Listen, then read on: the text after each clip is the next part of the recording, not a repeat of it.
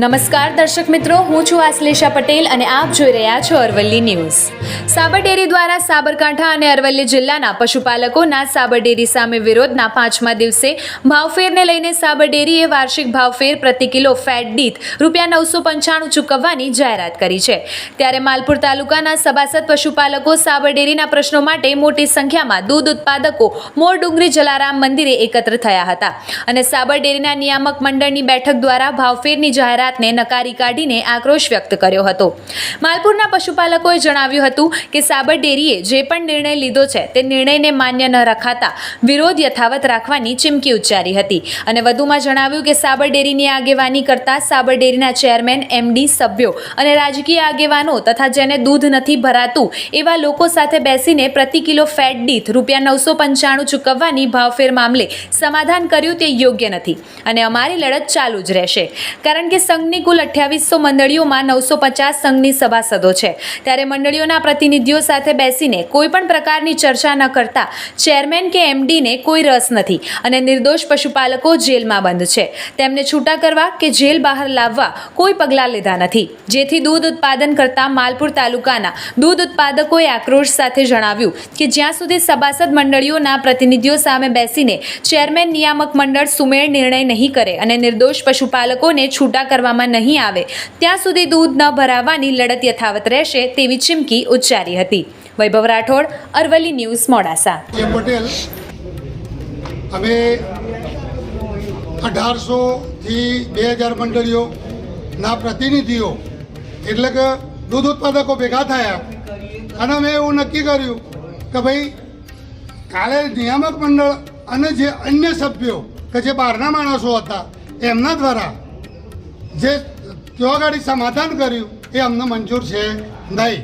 કે જે લોકોને ઘેર ગાય નથી, ભેંસ નથી, દૂધના ધંધા વિશે એમને જ્ઞાન નથી, એ લોકો જો આનું સમાધાન કરવા માગતા હોય તો એ વસ્તુ ખોટી પડે, અમને માન્ય નથી. બીજું કે સંઘની 2800 મંડળીઓ છે, એમાં 950 મંડળીઓ સંઘની સભાસદ છે. તો નિયામક મંડળે આવી 950 મંડળીઓના પ્રતિનિધિ, ચેરમેન અગર તો સેક્રેટરીને બોલાવી અને એમના દ્વારા એમના હાથે બેસી અને આ બાબતનો મસલો કરવો પડે અને જે નિર્ણય લેવો હોય એ બધાને સાથે રાખીને લેવો પડે.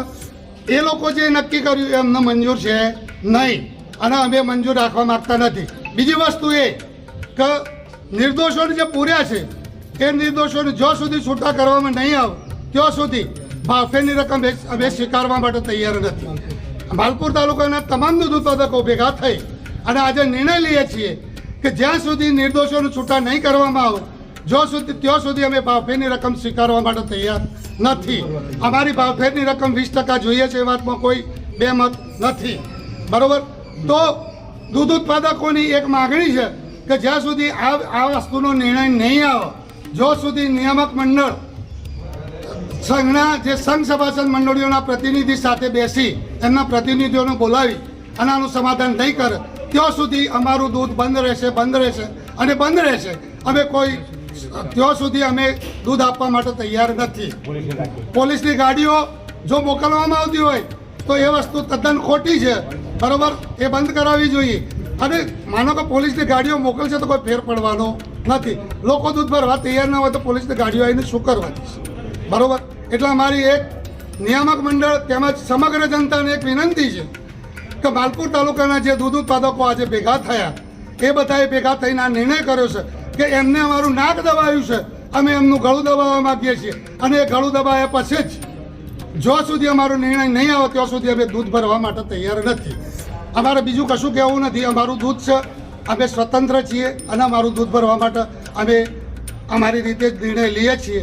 એમાં કોઈનું દબાણ, કોઈ રાજકીય પક્ષનું દબાણ નથી અમારા ઉપર, કે કોઈ કિસાન સંઘના નેતાઓનું દબાણ નથી, કે કોઈ અન્ય નેતાઓનું પણ દબાણ નથી. અમે અમારી રીતે સ્વતંત્ર રીતે આ નિર્ણય લઈએ છીએ. અસ્તુ.